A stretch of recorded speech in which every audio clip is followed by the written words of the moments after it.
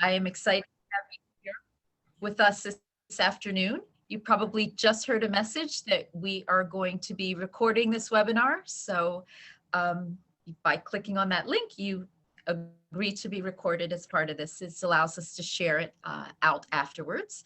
And so thank you for that. So we are doing this webinar style in Zoom. And so if you have questions along the way in terms of format, you can go ahead and put those in the Q&A button at the bottom. And also we're going to allow some time for questions at the end. So we have Susan Rockwell on here with us, and she's going to help us navigate the questions that may come up along the way, or we will be sure to have time at the end for questions. So you can go to the next slide, Susan. So I am Beth Reaves, president of WSG. If you don't know me, I'm excited to be hosting this afternoon, and I am very excited to have two very special guests with me today. Joining me is Siobhan Davenport from Crittenden Services and Cristina Easton from Impact Consulting.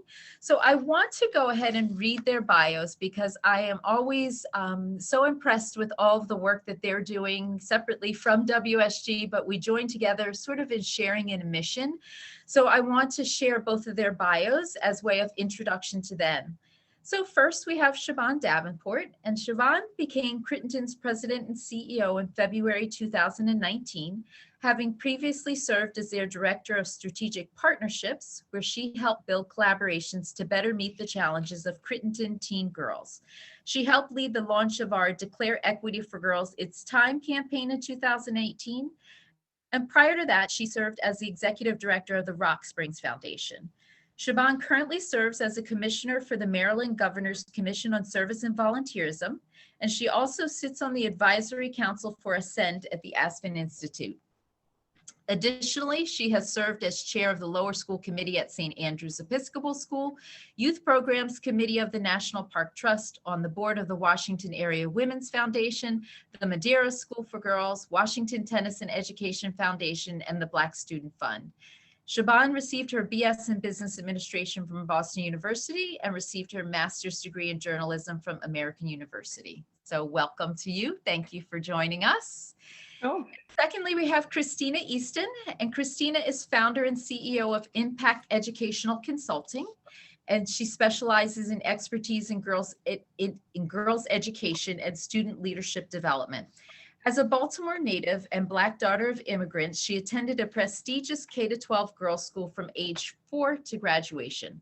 Those years and her subsequent undergraduate work at a women's college in New England were both formative in her understanding of what it takes to develop a sense of belonging and fortitude, not just as a girl, but as a Black girl. Having served as a New York City teaching fellow in a co-ed school in the Bronx and completing her master's degree in educational leadership at Bank Street College, Cristina has been committed to urban education for her entire career.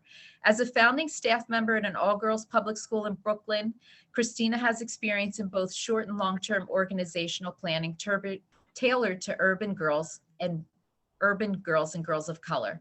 Founding her consulting business Impact is her promise to impact as many girls and young people as possible. So thank you, Cristina and Siobhan, for being here with us today. I'm excited to get into this conversation and really just one more ahead. That's okay. And share more about what our perspectives are on the topic at hand.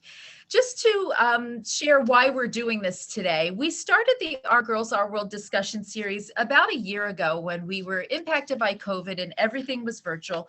And we were really looking for ways to engage with our external community, just to find opportunities for us to talk about topics of interest. So they were well received last year, our webinars were, and we thought it would be great to continue it this year, again, as a way to just join together in this journey that we're on as we learn more about topics and research of interest related to us as educators of young girls of color.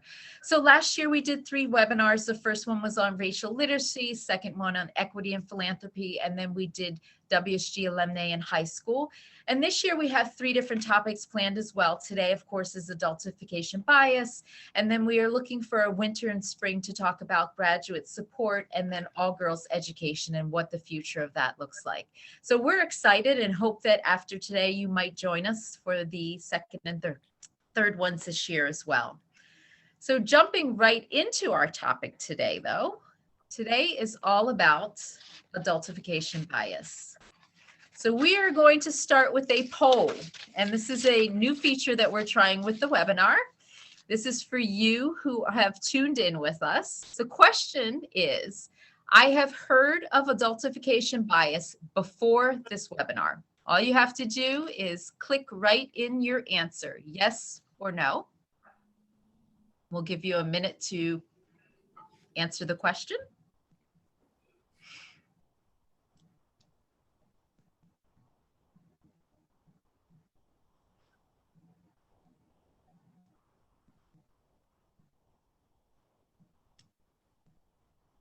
Okay.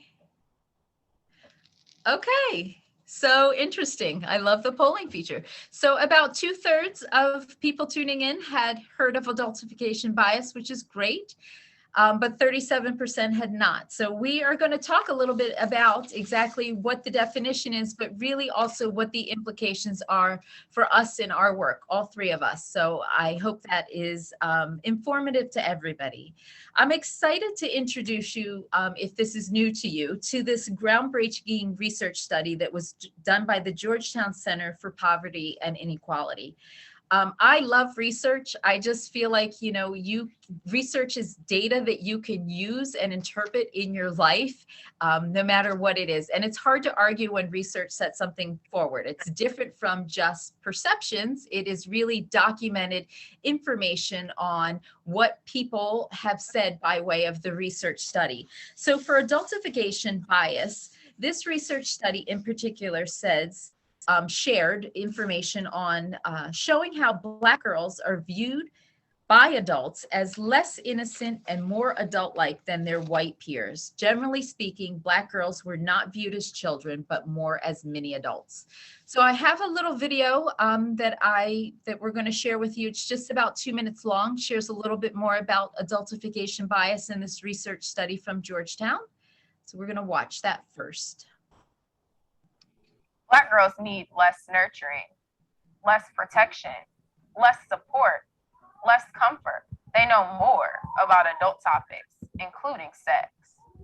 New research shows these beliefs are widely held in the United States. A groundbreaking report from Georgetown Law Center on Poverty and Inequality finds that adults view Black girls as less innocent and more adult-like than their white peers. The study builds on previous research that found adults view Black boys as less innocent than white boys, starting at age 10. The new study is the first to focus on girls and finds significant adultification bias against Black girls as young as 5 and rising through age 14.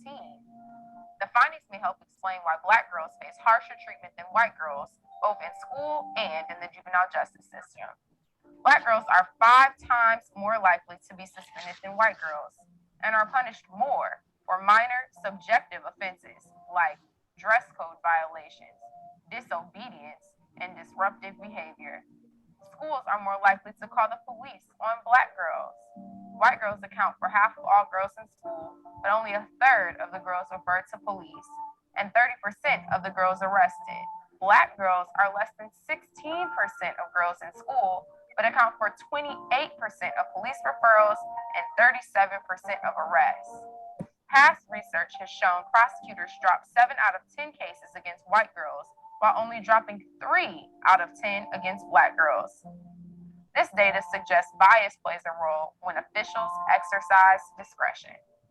Now, the new evidence that adults see Black girls as needing less comfort and less protection begs the question, how can we ensure that stereotypes of Black women as combative and hypersexualized don't reach into our schools and playgrounds and erase childhood for Black girls?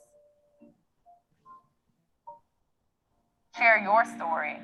Girlhood Interrupted.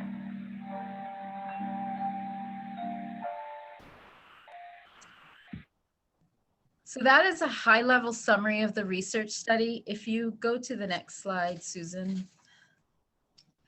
So now there's another poll. This is a little bit of a quiz on what you just heard. Based on what I've heard so far in the research, adultification of Black girls likely begins at age 21, 17, 12, or 5.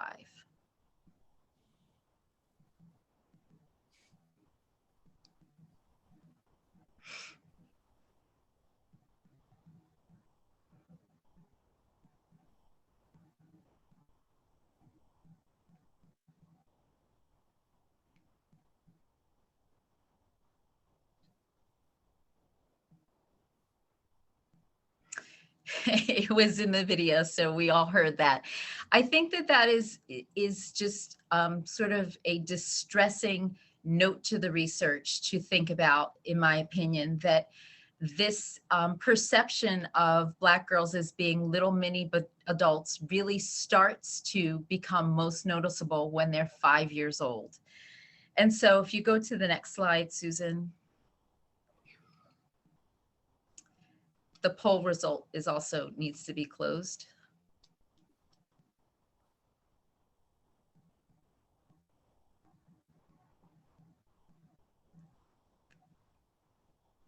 And to the next slide. There we go. So the other pieces of the research, the other findings, key findings from the research were shared and are listed here. But it really is, you know, as I've said, it's distressing to think about that beginning at age 5, compared to white girls of the same age, Black girls are perceived as needing less nurturing, less protection, need to be supported less, comforted less, are more independent, know more about adult topics and more about sex. The differential is actually peaks at the ages between 10 and 14 and how they're perceived, and continues on until they're 19 years old. If you go to the next slide. The implications are sort of, were also shared in the video, but it includes harsher treatment and punishment for infractions for things such as in school system in particular, dress codes, cell phone violations, sort of minor violations in schools. There tends to be harsher treatment and punishment. There's misunderstanding and misreading of intention when things happen.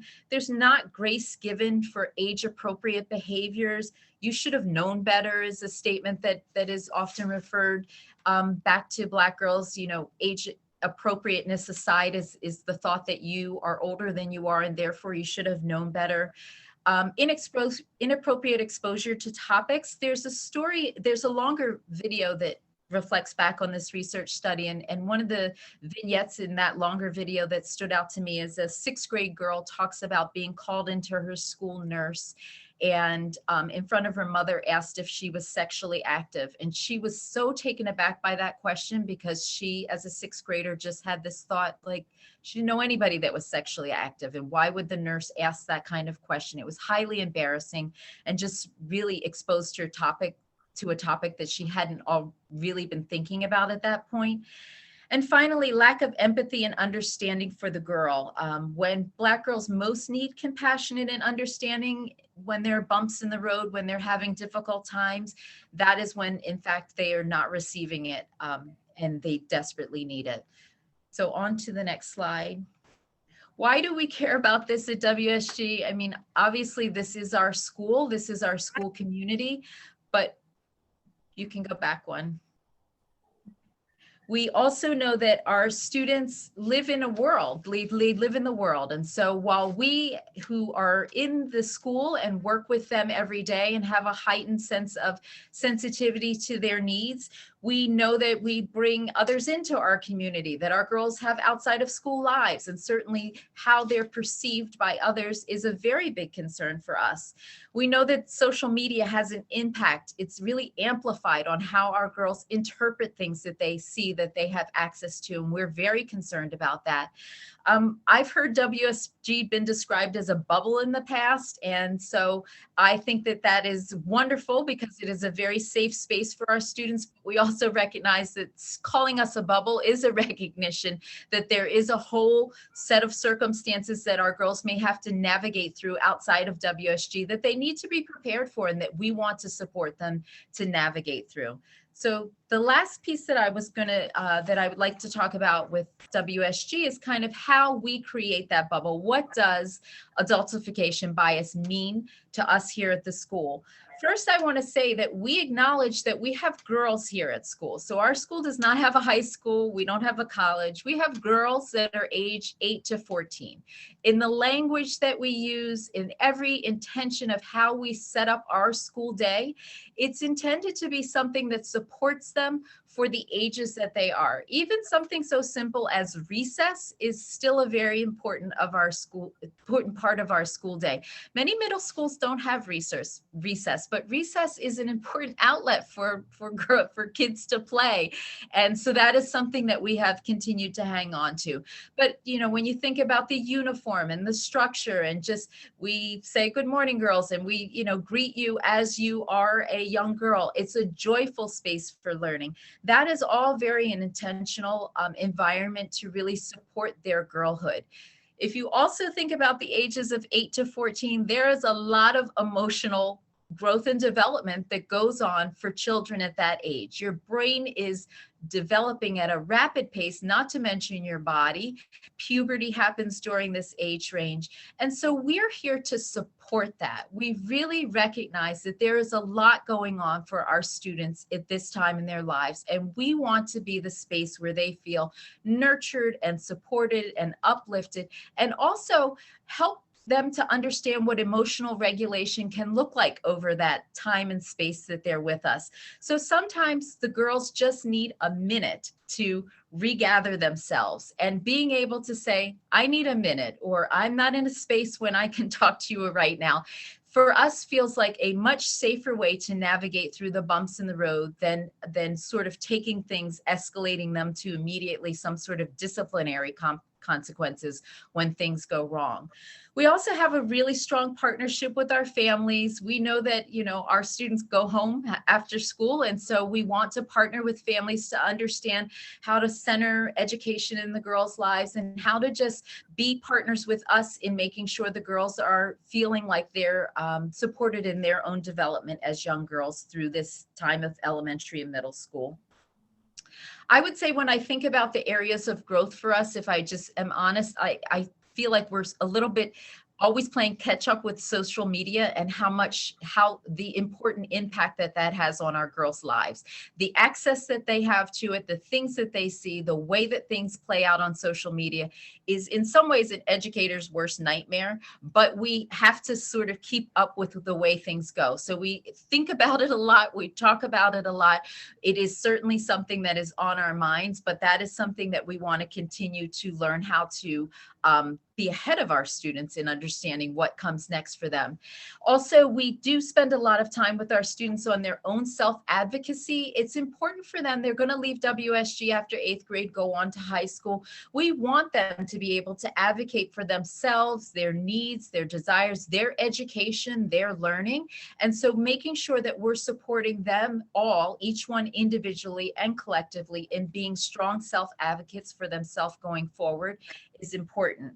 Finally, I would just say for WSG, we always want to center girls in the discussion. And so when we talk about adultification bias, this research study focuses on Black girls, but sometimes the conversation is larger and certainly includes Black boys as well. For us, it is important that we recognize that girls play a very specific, unique place for us in our school, obviously, but also in recognizing that in research, Black girls are not often the focus and the center of attention. So we are very much looking forward to continuing to learn from research that is out there, especially research that is centered on having Black girls. So with that, you can stop the share of the slides. And in terms of format, what I'm going to do is I asked both Cristina and Siobhan to just share some perspectives on their work and adultification bias. So we're going to hear from each one of them. And then I have a few questions that we will use just as way of discussion. So I'm going to start with you, Siobhan, and turn it over to you. Oh, thank you so much. And Beth, thank you very much for inviting me today for such an important topic. As President and CEO of Crittenden Services of Greater Washington, girls, girls, girls are always our focus. And so we have developed a program for middle and high school girls that is age appropriate. And the curriculum is for our school year based program. And we are in the schools now, thankfully. And so what we do is that we center our program around our girls. It's positive youth development. So it's a girl-led program. We focus on those social emotional learning practices, which you refer to as well at WSG, and also trauma-informed care. And so we are deliberately in schools where our program would benefit our girls. We serve mostly Black and brown girls in the district and in Montgomery County, and we're in 20 schools in those jurisdictions. And so what we do is we look at ways in which we can nurture and support our teen girls. We meet in small group settings of anywhere from 15 to 18 girls, and they meet with a well-trained program leader who leads discussions. And so, and we have different topics that we follow that are that our girls need. And those are like healthy relationships, friendships, bullying, family relationships, as well as romantic relationships. We talk about what it means to be a healthy person. That's physical and emotional health as well. And so we use these topics to foster what we call a sacred sisterhood circle. So our young ladies often tell us that their weekly group session is where they feel the most comfortable, where they can share anything and everything on their minds. Often we veer off of the topic of the week because the girl will bring up something that is top of mind for her, and our other young ladies will support her in her journey and whatever that topic happens to be. So we recognize, as WSG does, that our young ladies live in the quote unquote real world. So we try to create that safe space to prepare them for the challenges that they face outside of our group sessions. And adultification is certainly top of mind. As you mentioned, it starts as young as 5 years old, where adults view our Black girls as much older, or many adults, and the treatment that they receive is much harsher, much more punitive, less caring, less nurturing. And so when we get our young ladies as early as sixth grade, they're already sharing with us the responsibilities that they have at home. They're often viewed as second caregivers to younger siblings. I have one of our alumni share with me that when she was in high school, she was responsible for 2 younger siblings, taking them to and from school. So she never had an opportunity to participate in after school or enrichment activities, which research shows will increase educational outcomes. Mm-hmm. And so she felt as though her educational experience in those crucial high school years was really stunted, and in her ability to even be social with her peers. And so we look at other ways in which our young girls, and we call them girls because that's what they are, in which our girls are stereotyped. And we all know those negative stereotypes that Black women are fostered upon Black women, the angry Black woman. And I just had one of our seniors share with me that she's been told that her voice is too loud. And she says, well, I'm trying not to speak as loud. And so we had to have a conversation. And I told her, there's nothing wrong with your voice. This is who you are as a person, and you shouldn't have to not be who you are to make others feel comfortable with you.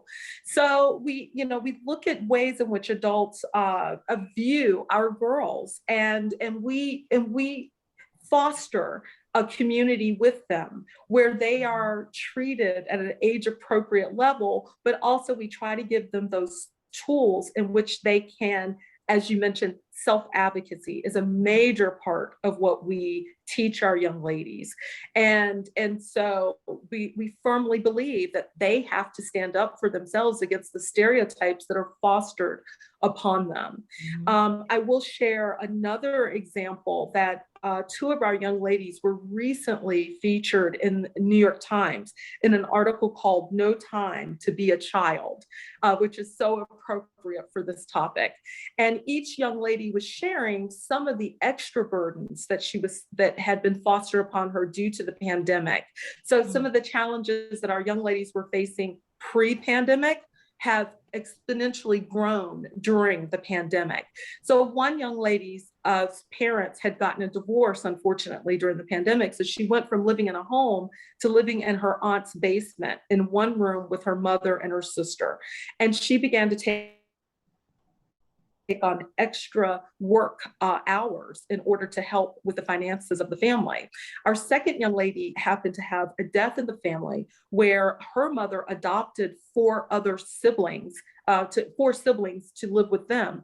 But the responsibilities of caring for those siblings fell on her because her mother had to work. So it was interesting because the comments from the article, although most were supportive of these young ladies, there was some very harsh criticism of, well, this is what you're supposed to do. You step up for your family. And there was just one young lady was an 8th grader, the one that's caring for 4 younger children. The other is, I believe she's a senior in high school, but still these are girls. And to hear that kind of angry rhetoric, just stating that this is what should happen. They should, they're whining and complaining. No, they're not. They're girls who are having adult responsibilities fostered upon them. So it's extremely important for us as an organization, but for anyone who cares about our children, about our youth, that we take this topic very seriously, and we look at ways in which we ourselves can stop the adultification. We can look at our own biases. Our girls often tell us all they want are for adults to listen to them, not talk down to them, not tell them what to do, but to listen to them. And that's what we as an organization tell our community and share with our community of supporters, that when you have an opportunity, take that time to spend some time with our young teen girls. Listen to them, understand, have empathy for the challenges that they're facing, but also recognize that these challenges, although there are quite burdensome to our young ladies, they still are girls and they still like to be treated as girls. And I'll just conclude with one thing. We always offer our seniors a special celebration at the end of the year to commemorate all the hard work that they're doing, that they've done and completed. And 9 times out of 10, instead of having a big dinner at, when we could gather at restaurants, 9 times out of 10, our seniors would say, I just want to go to an amusement park or a water park. I just want to have fun and be a girl for a day. And it just never fails. And it just puts a smile on my face because they're recognizing that the graduation for most of the young ladies that we serve really that's the end of their childhood. So they're trying to hold on to it as much as they can. And we're trying to hold on to it for them as much as we can. Yep. That's great. That reminds me of, I think Pajama Day is one of our favorite days here. The girls love nothing better than to come in like those big one zip ups with like ears and they look like a rabbit. It's so adorable. It's so age appropriate is really what it is. So thank you, Siobhan. Cristina? Oh my goodness. Oh, okay. I got to figure out how to, there's so much of what I'm literally sitting here with chills because so much of what Siobhan has said has resonated. My company, Impact Educational Consulting, was really born out of the fact that after 15 years of working in single-sex schools that served majority Black and brown girls in urban centers like New York and Baltimore, I was tired of having to stretch so far to find professional development, programming, and honestly, place to talk about policy that was specifically centering the unique experience of Black girls. I have been in this work in a time period where, gratefully, a lot of policy has started to shift to look at the, especially in cities like Baltimore, you know, looking at urban crime, and that typically points to statistically Black men. But too often we are forgetting that Black men have families full of women and daughters and sisters and neighbors. And in addition, Black women are experiencing an intersection of two very challenging identities in our country. And so the fact that we are often the last ones talked about, and I say we, having been a Black girl myself, and obviously being a Black woman, you know, when I work with students, too often they don't feel heard or seen. And so this is a personal and professional passion of mine, and something that, so many things, Siobhan, what you said really stuck to me, but one of the things that you said about Black girls wanting to be heard. Just today, I was in a school and I was just helping a school think about some funding that they have. And I asked some kids at lunch, like, if somebody gave you a bunch of money to do something for your school, and they had all these ideas. And at the end, one of them just put her hand on my shoulder and said, "Thank you for hearing us." And I can't tell you how joyful that made me, but also sad, because these are high school girls. They have been in school since they were children. And to them, it was strange that somebody wanted to hear their ideas. And this is at a school where they are heard often, that I'm very proud of the work that school is doing. And so to think about where girls are in other institutions where they don't have those opportunities, that's why I'm in this work. And that's why I'm so glad so many people are in this conversation tonight, to really think about the role we all play, both in schools and outside of schools, you know, to support our Black girls. There's a story that, in talking to Beth about this conversation tonight, I wanted to share, because I know that some of you in this call are not working in schools necessarily. And so you're wondering, where do I fit in this? I am guilty of being a Nextdoor participant and spy. For those of you who don't know what I'm talking about, Nextdoor is this wonderful and terrible app that you can connect to your neighbors and get free stuff and all kinds of things, and see how many people have weird things happening in their backyards that they like to blame on other community members. And I bring it up because Nextdoor is notorious. In fact, they recently got some media attention for this, notorious for highlighting bias in our communities. I happen to live in a community that is majority white on the edge of Baltimore City, in what we refer to here as the white L. When you look at Baltimore City, there's a history of redlining that has created segregation in neighborhoods that can literally just down one side of a street and another side of the street, it's a completely different community. And my neighborhood is very much one of those border communities. So this summer, I got my Nextdoor famous moment when I engaged in a conversation because I saw a post from a white woman. She had taken a picture of some kids who were covering signs in her neighbor's yard that happened to be Black Lives Matter signs. And she posted the picture asking for support in identifying the children's parents, because she was wondering why kids were covering Black Lives Matter signs. Now, these two children were white and they appeared to be maybe between the ages of 5 and 8 years old. The comments were so ridiculous in their attempt to defend the innocence of children. And I, as an educator, will always look at the innocence of children first. But in a context where every day there are at least 6 posts about Black children and photos of Black youth on people's porches from their Ring, Nest doorbells, accusing them of stealing Amazon packages, going so far as to blame their families for being just these terribly negligent people who don't support their family, that they're forcing their children to steal Amazon packages, and posting pictures. I'll come back to why that's important. The comments on this particular post I'll give you some examples of things that people said to defend the innocence of these children. Well, perhaps they were doing a scavenger hunt or a pirate game. I love games. I can't figure out how covering signs with paper in someone else's yard without adult supervision at the age of 5 to 8 on a Monday afternoon is a scavenger hunt. It was a stretch.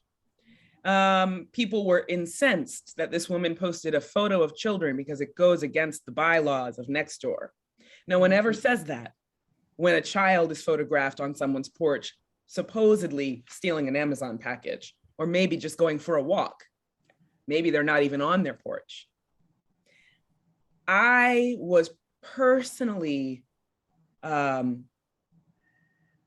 just so angry as I think about, I have a young child and I'm thinking about his future when he's going for a walk in his neighborhood, and the fact that his photo might end up on Nextdoor because he's a Black boy in a white neighborhood and no one will defend him. But the defense that was rallied around these children was, I mean, the lengths to which people went. And it's such a perfect example of the fact that all of us have a role to play that we don't necessarily even recognize ourselves. I'm so glad that Beth shared the Georgetown study. In my work in professional development, I run a workshop series on centering girls in the educational space for teachers and related service providers, so school counselors, social workers, et cetera. And we use that study as a text. And the number of educators who read it and say, you know, I knew this was a problem. That's why I signed up for this workshop. I am an ally of my Black students. I'm looking for strategies to do that. That's why I'm here. I did not think about the fact that when I tell my girls, when you get a job, no one will care that the bus was late when they show up to my classroom late, is adultification. Because you're not talking to somebody who has a job and has had experience of practice and a maturity level. You're talking to a middle schooler who had to figure out how to wait for the bus in the middle of daylight savings in a city with notoriously bad public transportation. And I myself, as a former school administrator, I can call at least 12 students who will tell you I've said that to kids. And so in my work now, I spend a lot of time reflecting on what were the conditions that made me think that that was the only answer to prepare students for the quote unquote real world. And so I will end by saying that, or at least I'll pause for now, by saying that too often in our schools, particularly schools that serve Black and brown girls, we are so focused on closing the achievement gap, on righting the wrongs of systemic inequality and celebrating quote unquote Black girl magic, which is a phrase I have a love-hate relationship with, because it's not magic, it's work. And we need to honor that because our kids work really, really hard, right? But we are so focused on that we forget that they are children. And they need, as Beth said, time to play, because play is the work of children. That is how they learn, that is how they develop, that is how they decide who they are. And yet it's our schools that are pushed hard to move the needle on academic achievement, so much so that we reduce time for the arts and music and other programming. And so as folks who are supporters of schools like WSG, thinking about ways that you can support in making space and time and resource for their girls to be girls and find themselves and their voices. They have wonderful teachers who will teach them to read and write and do math and all the beautiful things and be wonderful leaders, but they need that support. And it's something that educators are often asked to put aside. And so that is something that I know I experienced both as a teacher and a school leader, and I am working hard to right that wrong in this work that I do now. So, sorry, last thing. In the video, another thing that I think we are all very well aware of, we have seen many clips recently of Black girls in the hands of school police or actual police officers. And what I would ask folks to look at when those videos pop up on your news feed or wherever you're seeing them, try to see how often are all of the adults speaking to the girl about what she needs to change, whether it's calm down, just listen, just comply. 5, 6, 10 adults talking to the girl, and none of them are talking to each other.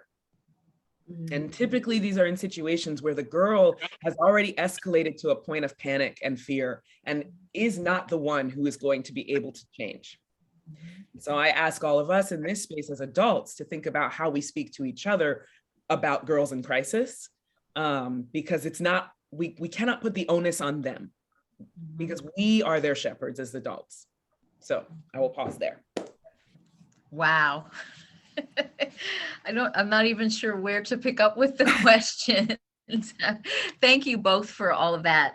One of the things that you started talking about in your last story is about sort of bias interrupters. I wonder if you can both just think about, what would adultification bias interrupters look like in our organizations? I think for us, part of what you mentioned, Cristina, is true at WSG as well, in that it has to be, I feel like we are very intentional about spending time thinking about the things that, like the language that we use and how we describe our girls, and they're not young women, they're little girls, and all of that. So carving, how does our discipline policy look like? How do we make sure that it's appropriate for an 8-year-old and it's not geared towards, you should have known better kind of philosophy? So I'm wondering if you could both just share a little bit about what you feel like adultification bias interrupters might look like in your spaces. Well, sure. I'm happy to answer that, Beth, because I think that you and I have a similar space. Even though I operate outside of the school, I am inside a school, and the same, Cristina. I guess we all do. It's something we talk about as a team all the time. We're intentional about our language. We're intentional about the materials that we distribute. Every year we analyze our curriculum, we do a deep dive into it. And we also take into consideration, we have over 10 years of independent analysis with our young ladies and data, as you mentioned. And so we look at ways in which we can incorporate topics that the girls think are appropriate. Because at one time, cyberbullying was non-existent because we weren't on the internet. Obviously, that's the #1 form of bullying now with our young folks. So we also take into consideration what topics are appropriate for them. And then we talk to our girls a lot. We want to know, what are the slang words? What are you listening to when you were talking about social media and just popular culture in general? Some of our program leaders will play a popular song and the girls will just, automatically start to kind of nod their heads and clap or whatever it is. And then she's like, well, pay attention to the lyrics, so when they're paying attention to the lyrics, they're understanding that maybe this isn't an appropriate song. So we look at it ourselves, what's appropriate, but we also try to teach our young ladies what's appropriate. We've had girls tell us, I've been, I get talked to in a derogatory way. I'll be, sometimes a school leader or school teacher may scream at me, or et cetera, et cetera. So the girls are kind of used to adults not listening, maybe not communicating in a positive way. So we're extremely intentional on the ways that we communicate with our teen girls. And so I would say that this is just top of mind. We're fortunate to be in a space where this is top of mind. So I thank you for bringing it to and raising this level, so the level of this important topic, so that others can understand, just how important this is, and when we're interacting with our young people. Yeah, I love, Siobhan, that your work really allows you to do the work with the girls themselves, right? Because so much of what we've said already tonight is about giving them voice and not speaking for them, but letting them be heard. But another thing that I would say in terms of interrupters, in the work that I do, especially with professional development, and I hope by example is something I'm really trying to do myself, is we as adults have to look at ourselves first and understand the greater context as to why this is even happening. My parents are incredible people. I think they did a great job with me. Don't tell them that I said this because they'll feel hurt, but I grew up in a time not that long ago, and it still happens now, where Black girls are told, you have to be twice as good as the white girls because they will not forgive your mistakes, right? And that particularly important for me, I went to a predominantly white school. And so when I would not do my homework, it wasn't just me not doing my homework. It was me, and now you represent Black girls who don't do homework, right? That pressure to be the representative is something we cannot keep doing to our kids. They are kids just like everybody else. They represent themselves. They don't even yet know exactly who they are. I mean, many of them do, more so than I ever did. But, you know, we have to give them that space to make mistakes. Girls, research shows already, internalize feedback differently than young boys. And girls of color who are now, again, I bring up that intersectional space, dealing with being representative as well as being girls who tend to lean towards perfectionism and fear of mistakes because they want to be accepted. We have to make ourselves aware of that when we're interacting with young women. I think that is something that all of us as adults, regardless of our own backgrounds, need to think about in terms of when we set standards and expectations, what are they communicating? So a great example of where we see that show up in both education and workplaces is dress code. And Beth brought up in the Georgetown study that is a big piece of where we see Black girls suffer different consequences far too often. I know that across the country, you know, in recent years, there have been new policies coming out about natural hair in the workplace, et cetera. That also plays a role in young girls' lives. Girls going to sleepovers and wearing their bonnets and not being embarrassed. Girls not being punished. I saw a story that I just don't know how to be a human and not a vicious bear when I read this, about a teacher who cut a little Black girl's hair because it was unruly in a school. Like, these things are happening in 2021 to small children. This was a girl who was, I think she was in kindergarten. And I think that we have to think about, why do we think certain standards represent professionalism or cleanliness? Where does that come from? How does that impact a young girl who hasn't yet gone into the quote unquote real world and doesn't get that, honestly, most professional standards are set by a white perspective on what looks, I don't know, neat or whatever. The more I do this work, the less tact I'm able to have when talking about it. Because it's just, yeah. So I think all of us have to examine that. I say again, as a school administrator who has been put in a position where we have a dress code policy, it's about professionalism, we're preparing you for college and work and this and that. Yes, we are preparing you for that. You're not there yet. So we need to scaffold our expectations. We need to think about how we communicate them. I'm not saying lower them, but I am saying detention might not be the answer.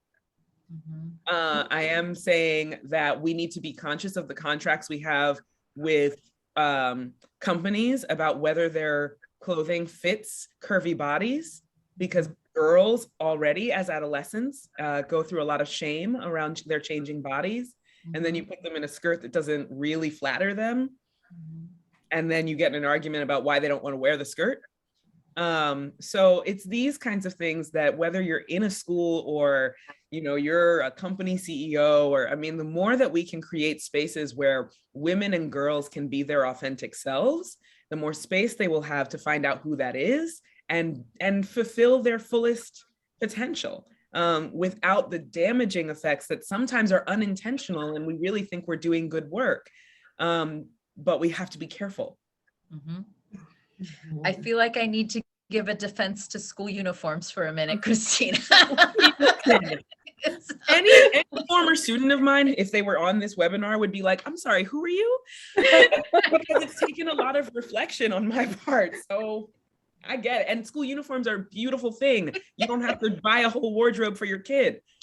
Well, I feel like, I do just want to say, we do feel like our uniform is intentionally focused on the girlhood part, in that it helps the students to not have to worry about the distractions of all the different, choosing what to wear in the morning, and Absolutely. is it fitting right? And am I, what am I showing? All of that. It's not here. I think they pretty universally do not like the kilt, but that's okay, because the plaid kilt allows them to come and be in a space where they don't have to worry about what anybody else is wearing, or that it looks nicer on anybody else. Absolutely. I think, and again, this is, maybe it's the girl in me who wore a uniform for 14 years, rebelling still. But I think that uniform has a beautiful, beautiful place in terms of building community, building pride.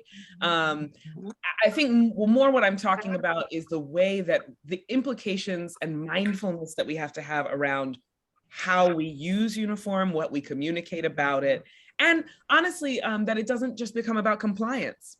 Right? I think in many schools that I've either worked in or walked through, when a child is not in proper uniform, the conversation is not about, are you part of our school family? Like, are you proud of how you look today? Do you feel ready to learn?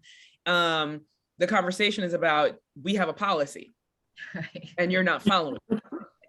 And it's like, I know that's a quicker conversation, but it's certainly not one that's going to address the issue that we're talking about today, where we're trying to use, I can't tell you how many times I've heard myself and others say things like, when you get that nursing job you want and you show up and not in your scrubs, it's like, okay, but she's not a nurse. Right. I understand. Little girl, so I want to clarify that I'm not speaking against uniform in general. but certainly letting us know that we have a question in the chat. Oh, great. Sure. So this is from a good friend of the school, Ardelia. Thank you for being here with us. She asks, as an educator, how do you balance being a bias interrupter when girls are facing adultification at home and in society? In these cases, how do the girls respond if this is just a part of their lives? I think you should take that one first, for sure, just in your work. Let me just take a look at the question. And I believe if Ardelia would like to clarify or expand upon that, I can allow her to speak if she would be interested in that, although I'm not sure how she would tell me. No, that's fine. Oh, look. Hi, putting you on the spot. I see. Yeah. I was concerned about how the girls balance what the message they're hearing from you as an educator versus some of what they're experiencing in their home, or some of the message they're seeing through media, social media, et cetera. And I'm trying to remember the second part of my question. How do you all help balance that for them? Yep. Yeah, I would say, I feel like for us at WSG, the perspective that I referenced earlier in terms of partnering with our families and helping both the families to see the inside of WSG and helping us to see the external of WSG for our students is helpful just in general, and helping us to help our students navigate the world. I think that technology is an example of how we both are able to understand that there's a whole lot going on out there that we need to help them get prepared for. But at the same time, last year was a classic example because they weren't within our walls. We were giving them technology, which basically opens them up to just about anything. But we had to create a lot of structure and sort of the bowling alley bumpers so that they understand, like, here's the lane that you're in and here are the bumpers that are going to bring you back in towards the lane, so that everybody was able to really succeed in the environment that we had created last year.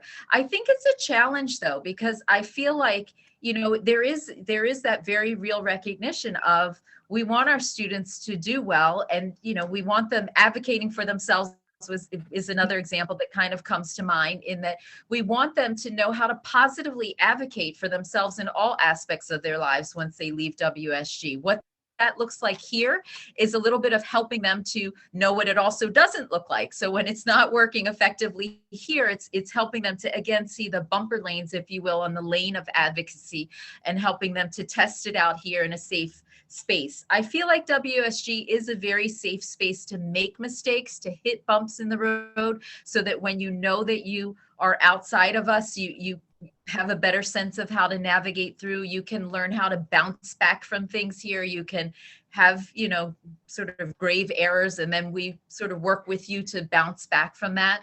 So I don't know if that gets at your question, but that's sort of what came to mind for me. I don't know if Siobhan or Cristina, if you have other thoughts.